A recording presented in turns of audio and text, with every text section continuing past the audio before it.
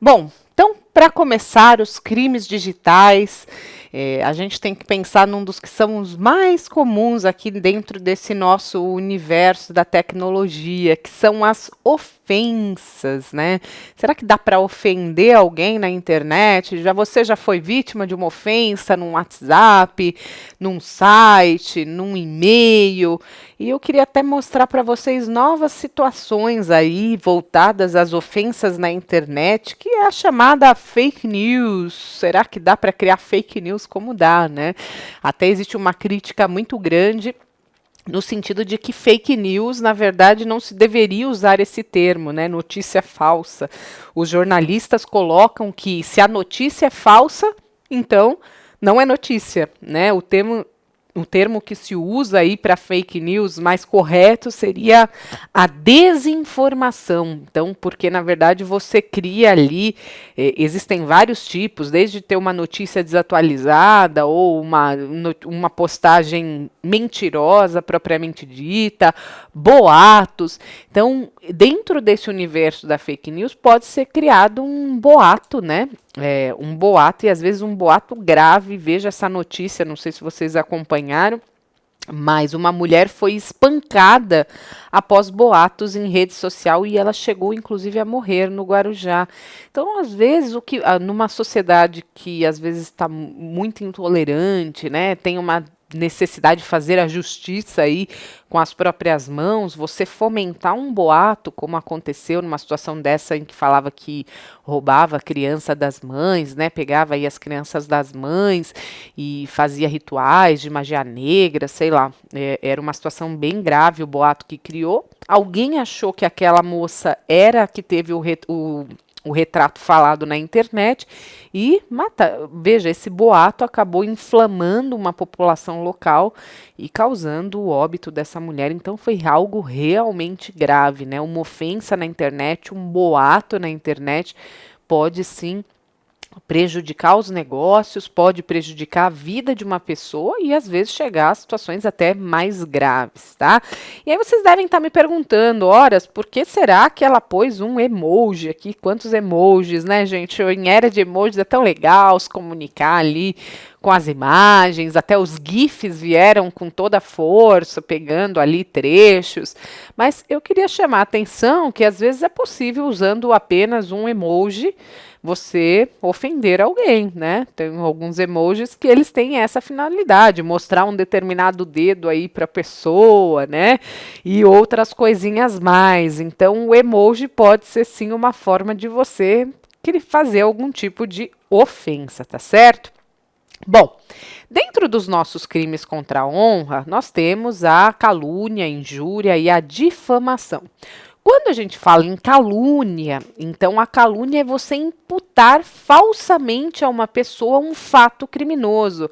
Ah, fala fulano, ele está aplicando golpes na praça. Eu tive uma situação uma vez que acontecia isso. Criaram uma página falando que meu cliente aplicava golpes e ele era empresário. Então imagina vocês, né, o quão grave que era para um empresário ter uma página falsa dizendo que ele aplicava golpes, porque às vezes ele precisava pedir empréstimos, estava ali ajudando empresas a se colocarem no mercado, né? Ele era consultor.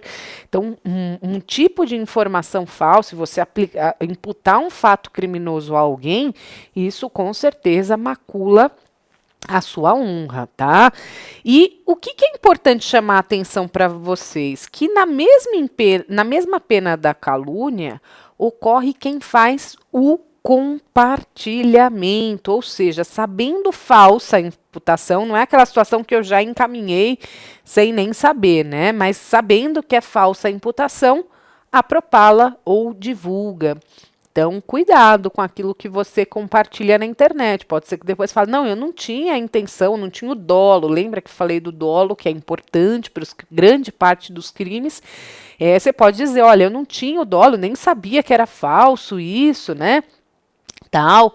Mas até lá você já está respondendo, né? Dentro de um inquérito ou de uma ação penal privada por uma calúnia. Então, atenção quanto ao compartilhamento. Nós vamos falar desse compartilhamento muitas vezes ainda nesse nosso curso de Direito Digital, tá?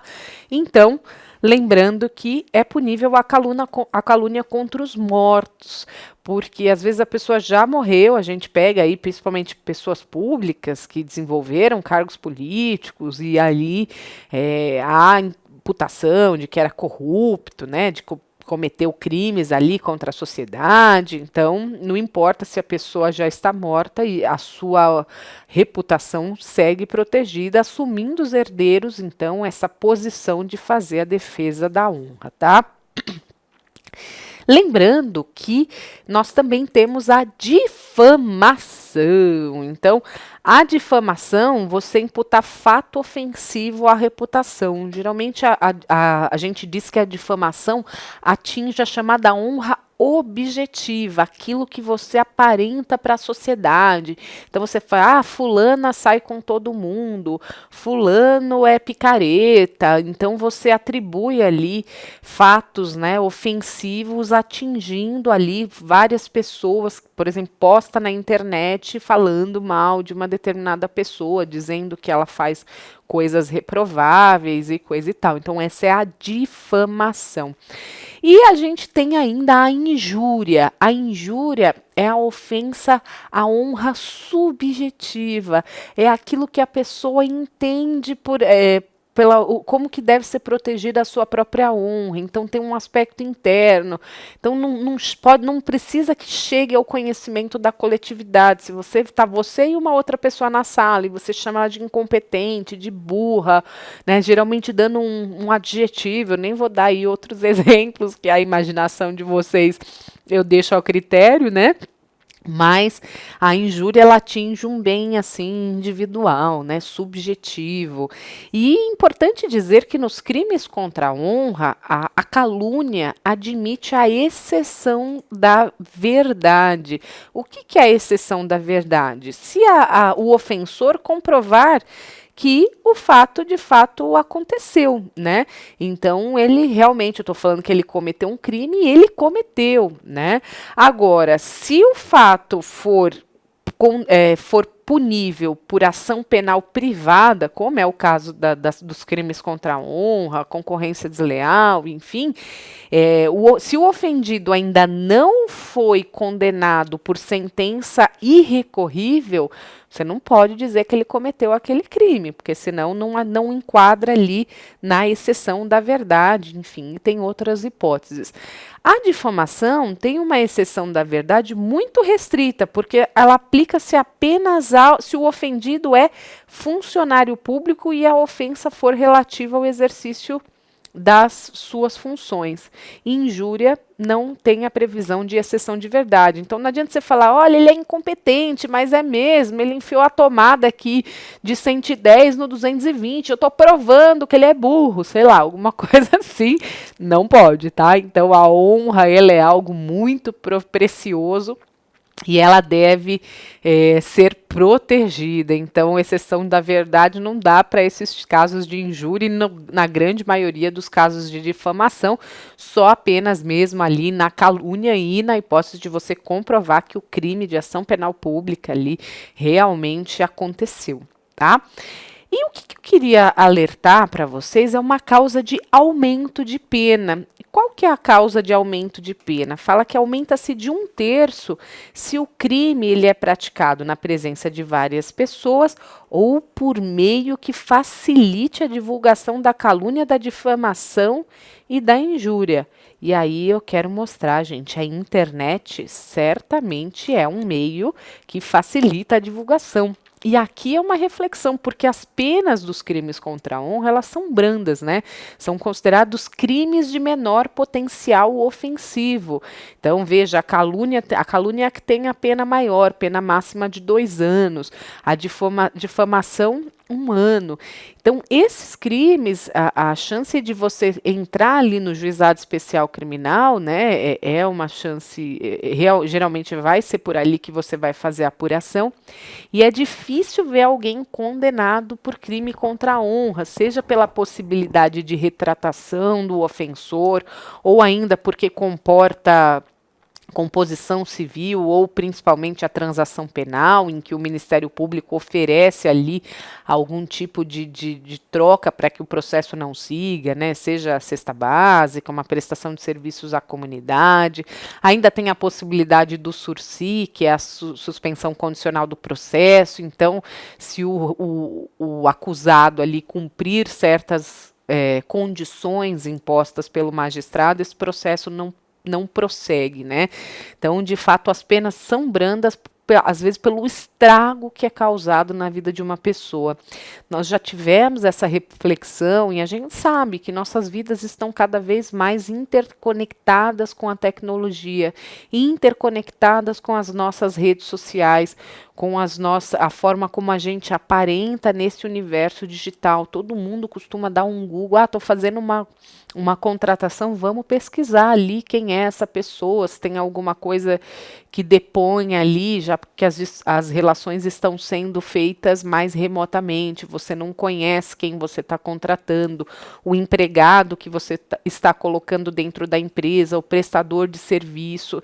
Então, de fato, é importante manter a honra dentro desse ambiente digital e por isso que fica ali esse alerta, por mais que tenha essa possibilidade de você aumentar de 1/3, né, a pena, ainda são situações que merecem a nossa atenção, porque poucos os casos vão ter uma resposta efetiva no âmbito penal quando se trata de crimes contra a honra, tá? Dando sequência ainda nesse assunto de crimes contra a honra, eu achei essa notícia importante para a gente trazer para análise, né, esse case. Jovem é detido suspeito de injúria racial após mensagens para colega, preto fedido. Então vejam vocês que aqui se estava dentro de um grupo no WhatsApp. E aí, gente, parou para pensar que nós participamos de muitos grupos, então às vezes você nem conhece quem é que está no grupo, é o grupo da faculdade, é o grupo da academia, é o grupo de um assunto que você se interessa e você entra, então a gente acaba participando de muitos grupos, seja no WhatsApp, seja em outros aplicativos como o Telegram, ou então num grupo de um Facebook da vida e outros, Yahoo e tal, e a gente acaba participando disso, e às vezes você nem conhece a pessoa que está lá e eu vejo pessoas falando coisas que são ofensivas. Na notícia, a gente estava diante de um grupo de colegas que estavam discutindo ali sobre camisas de time de futebol. Então, a gente sabe que às vezes quem gosta de futebol acaba se alterando ali num grupo, mas num grupo de amigos.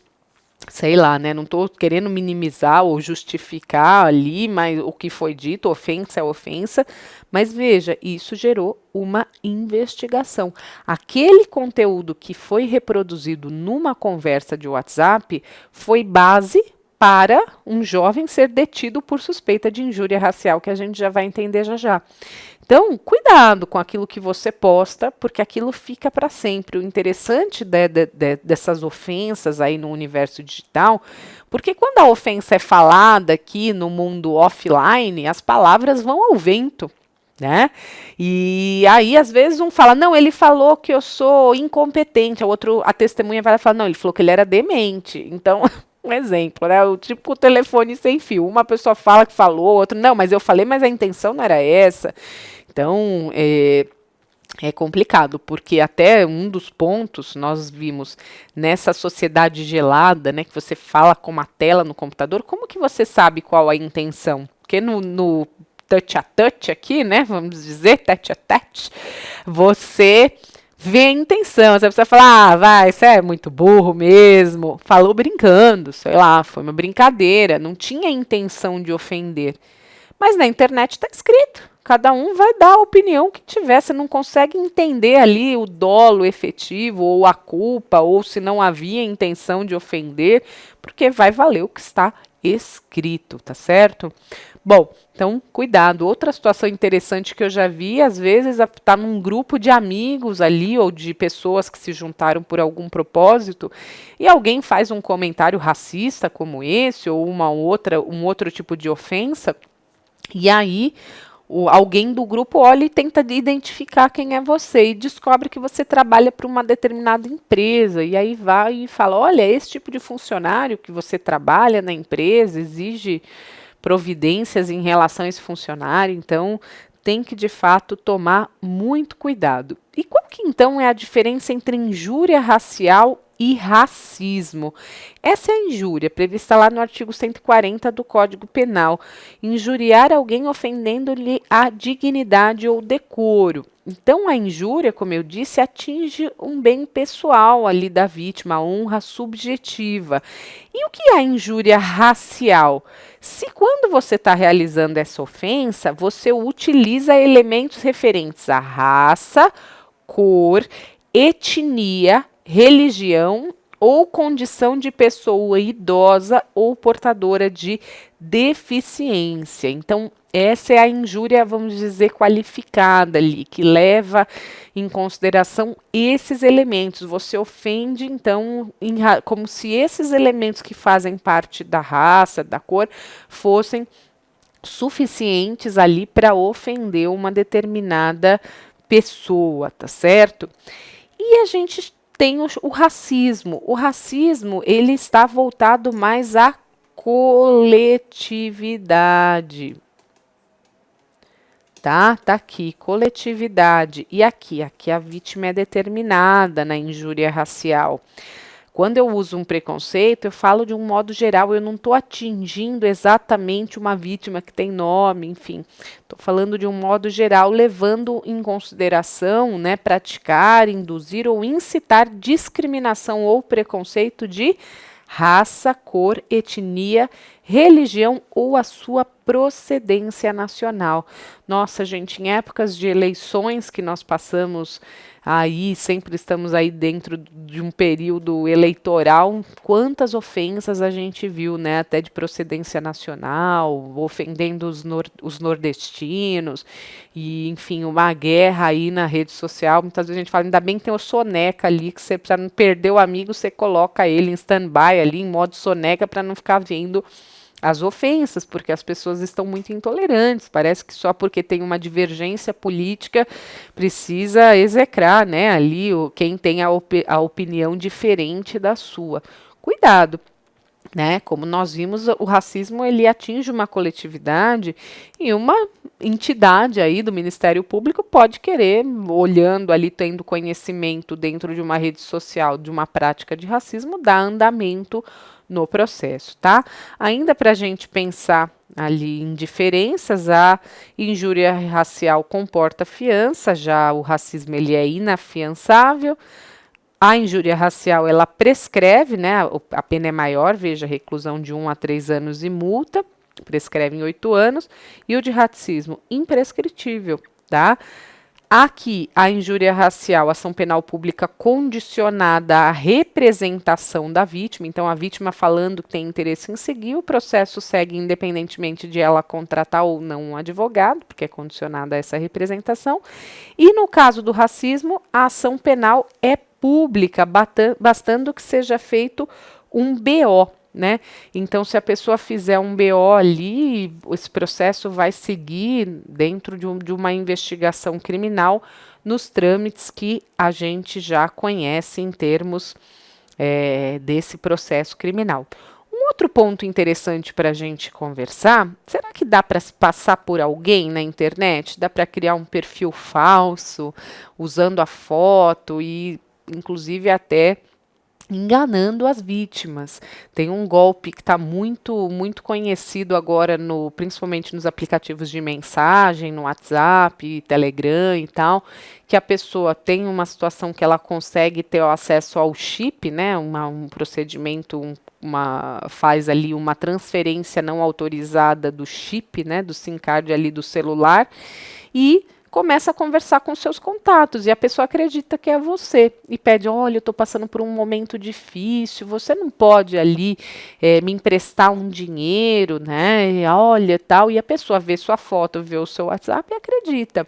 E essa questão de perfil falso não é uma novidade, até teve uma matéria que colocou uma série de famosos que têm tinham perfis falsos no Twitter. Então, o Reinaldo Gianecchini, que não tinha perfil no Twitter, Rogério Ceni, Hebe Camargo, Zeca Pagodinho, Marlon Teixeira, Luana Piovani, Eliana Michaeliquian, Kaique Brito, quem mais? João Gordo, Rubens, Eduardo Filho, Camila Pitanga. Então, vejam vocês que os famosos a todo momento acabam sendo vítimas aí de perfis falsos. E o crime de falsa identidade vai falar justamente isso: você atribuir-se ou atribuir a terceiro falsa identidade para obter vantagem, proveito próprio ou alheio. Tá? E isso, né, pena de 3 meses a 1 ano, se não constituir crime mais grave, porque às vezes acaba acontecendo isso, um estelionato, né, a pessoa pode ali se apropriar indevidamente. Então, a falsa identidade, infelizmente, é um crime que se vê muito aí nesse universo digital, tá certo? Fiquem comigo e daqui a pouco teremos muito mais.